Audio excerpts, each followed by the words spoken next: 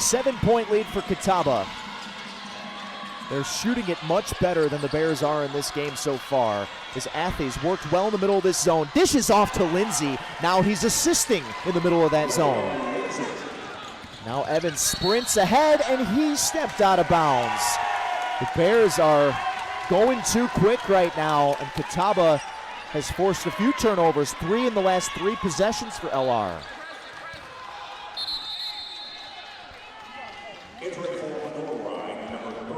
Yeah, you mentioned the efficiency that Catawba has played with. The majority of that has come against LR's zone, and now the Bears have elected to get out of that zone and are trying to pick up full court man, but Indians are doing a good job. They're getting to their matchups too. They see a distinct matchup on each possession down the floor on maybe a screen and roll switch as Dozier's called for a foul. Holding, and they're taking advantage of it. For sure they are. It's the 5th team foul on LR.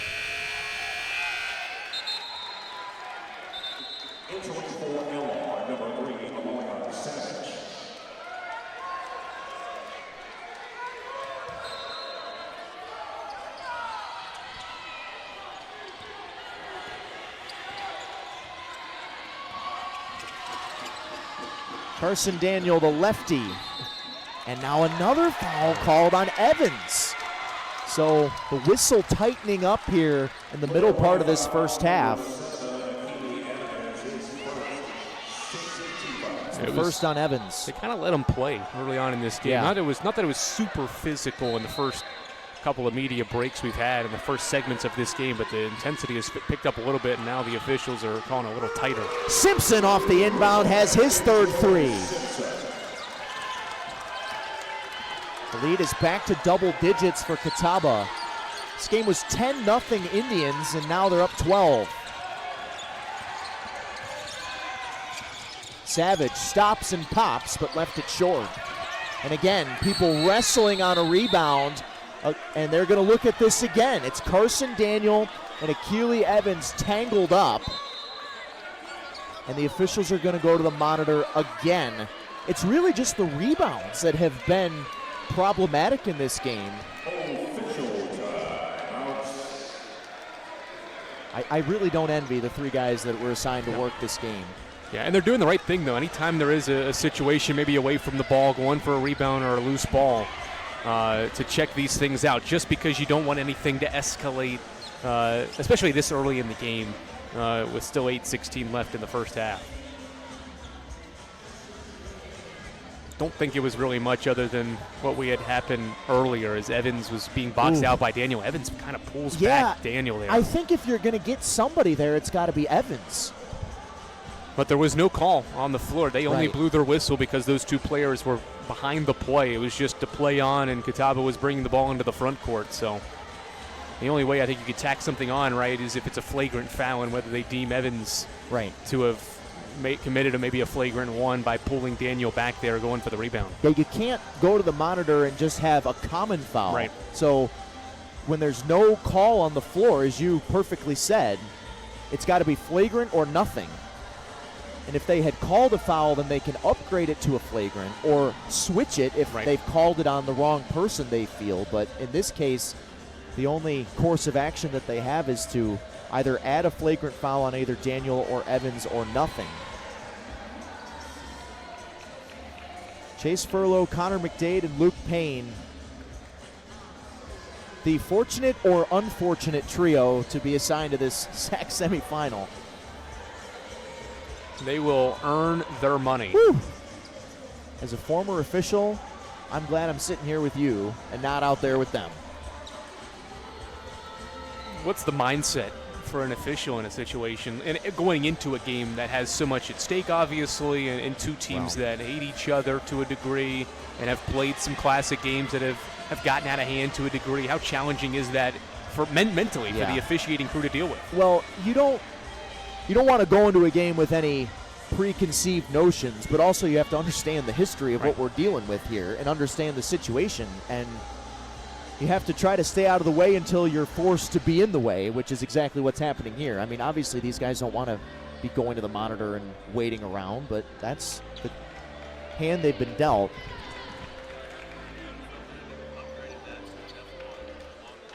Okay. Okay, thank you. Luke Payne comes over and lets us know that it is going to be a flagrant one on Akili Evans. I really think that's the right call based on the situation. Just pulling down Carson Daniels. So Daniel will have 2 free throws and Catawba will have the ball up by 12. Here's the thing, too. I think if there was a foul on Evans initially, I don't know if that goes to flagrant one. Because there was no foul, though, I think they have to step in there and make that call. Because, again, it wasn't too much there. It wasn't a terrible act by Evans. It was just the fact that he did pull him down and drag him to the hardwood. On the scale of flagrant fouls, it's pretty low, I think. Yes. As Daniel misses the first, he's an 80% shooter. But I think you're spot on. If they had just called a common foul, they might have just kept it a common foul, because Daniel goes 1 for 2. Should we mark that down? First flagrant foul of the game. 8:16, first half. First of hopefully not many. This is the largest lead for Catawba, 13 points.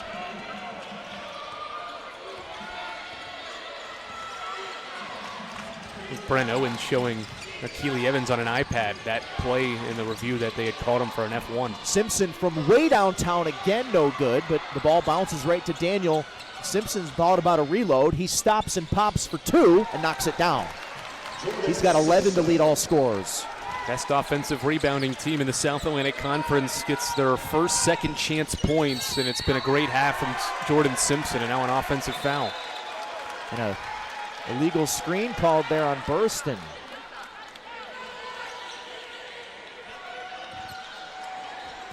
I don't know. Yeah, that's a great way to describe that.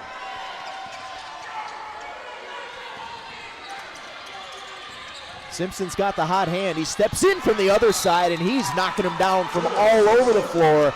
Jordan Simpson has 13, and Catawba has a 17-point lead. More than doubling up the Bears here early.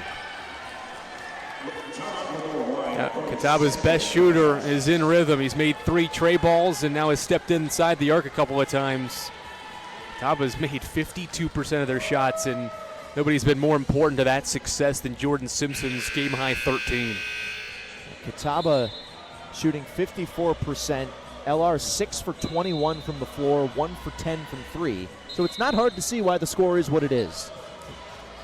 And you pair that with LR's 28% shooting and then 3 players with 2 fouls. Luczynski's the most efficient player on this Bears team and one of the most efficient in the country, and he's taken 2 shots and has only played 6 minutes.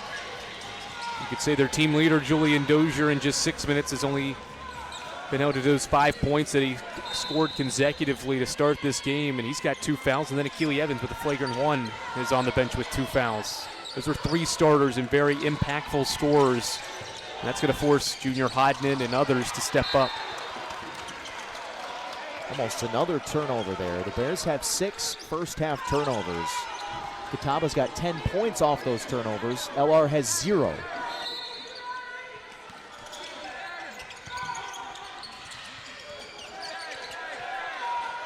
Looking for Hodnan in the corner. He almost throws it into the backcourt. It's Savage resetting with 10 to shoot. Nowhere to go against this Catawba defense as they throw it inside to Kimball. He goes up strong, but missed too strong. Out of sorts offensively are the Lenoir-Rhyne Bears, the reigning champions of this South Atlantic Conference tournament. In the middle, Athy. He kicks for Lindsay.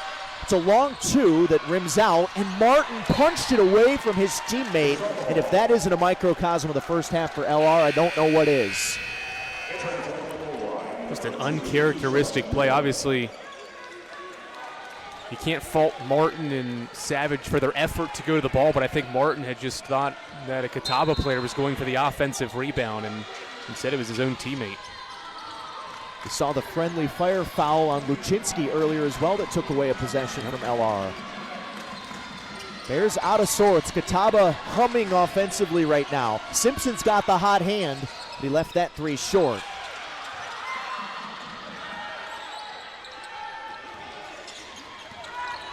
LR needs a bucket here. 4.5-minute scoreless drought that Hodnett tries to break, but he can't. It's a 14-0 run for Catawba during that time.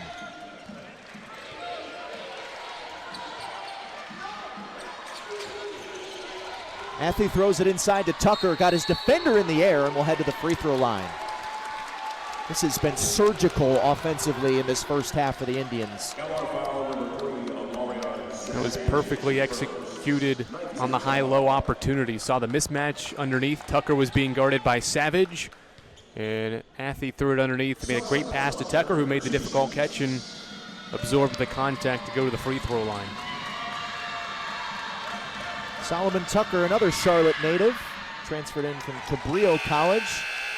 Right down the hatch it goes on the first free throw. I love this move from Brent Owen. It's an 18-point game with 6 to go in the first quarter. You got to throw Luczynski or Dozier or Evans back in. He turns to Luczynski here, who hasn't really had an opportunity. I'm not sure he's caught the ball on the low block in this game yet. I think both of his shot attempts have been on offensive rebounds or one of his teammates getting one and then finding him underneath. Yeah, the fact that he's only attempted 2 shots at this point in time is a major victory for Catawba. Yeah, absolutely. Especially because Justin Banks, their starting center, has been on the bench with 2 fouls and has only played 4 minutes. He had 2 fouls before the first media. This is Keyshawn Miller in the game. His pass got tipped, and now it's Simpson. Numbers for Catawba, but Athey lost it off his knee. And it goes back to the Bears. Missed opportunity there for Catawba. It's their 4th turnover. It's a really good job by Hodnett.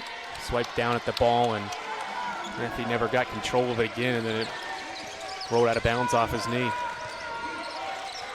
LR got to get 21 in white. Tyler Burriston going. Just 1 for 10 from 3 in this game. Luczynski with a touch inside. That's what the Bears need to do. 2 and 1. Got to get 55 and 21 in white going. That's a good start for LR. Wonderful pass underneath there by Savage. And yeah, you get Luczynski going, that's going to open up 21 in white because he's the best 3-point shooter. And you see all the blue jerseys in the painted area to try to guard the 7-footer. Once Luczynski gets going, then he can turn into a passer and get these shooters for LR open. That's a big bucket for him and his confidence. And let's see if that fuels the Bears' rally here late in the first half. Just need to chip away at this thing. Still over 5 to go before halftime. Catawba has controlled this first half from the jump. Back in the zone are the Bears. Turnaround jumper for Nick Walker clanks off left iron, and Burriston clears it. So a score and then a stop for the Bears. Looking for another score with Savage. Daniel cuts him off on the block. Luczynski working on a smaller Nick Walker. Finds a back-cutting Burriston on the reverse. All because of Luczynski's presence. He was going to start to back down his defender, but LR moves away from the ball, and Burriston gets an easy 2. See if that gets him going as well. That's been Athey's spot in this game, but he's short on the jumper. And Hodnett and Savage work the break. Savage shot got blocked, but he'll head to the line.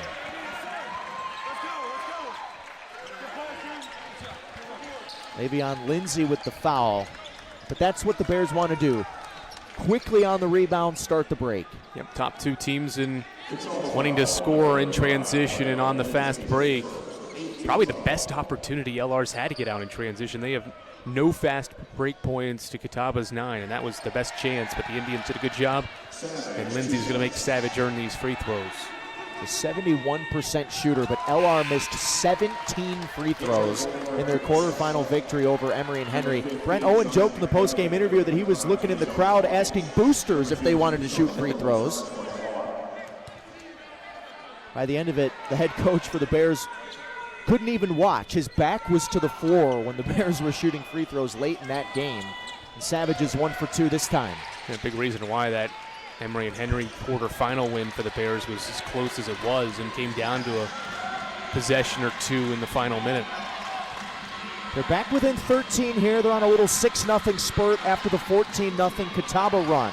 Walker faces up. They left him alone on the elbow, and he doesn't get the roll. But again, the Bears fighting each other for the rebound, lose it out of bounds, and a free possession for Catawba.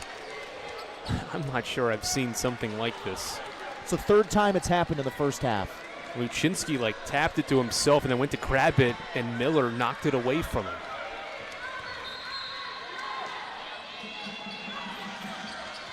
approaching the final media timeout of this first half. Walker facing up on the much taller Luczynski, who cuts him off in the middle of the lane. Daniel asking for a screen with 7 to shoot. The lefty leaves his feet for Hawkins. On the drive, Hawkins muscles it up and left it way short, but a foul called on the putback. It's on Luczynski, that's his 3rd. Huge call in this game.